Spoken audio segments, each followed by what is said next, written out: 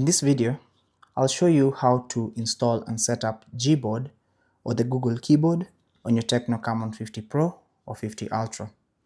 Now, if you're just used to using the Gboard and you don't have it installed on your phone, all you have to do is go into the Play Store, tap on search, then you want to search for Gboard.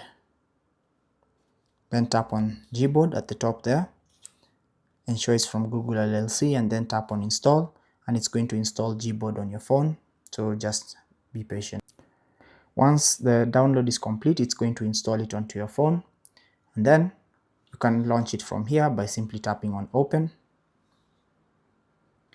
And now it's going to ask you to set up Gboard, so select Gboard as your default input method, so tap on select input method and then select this Gboard option just like that, and then tap on done. Then here it will take you into the settings and you can select all these other options which you can customize and use, but that's basically how to install and set up Gboard on your Tecno Camon 50 Pro or 50 Ultra. You can also install it from the app drawer. You should find it right here. That's basically how to install and set it up. Take care and God bless.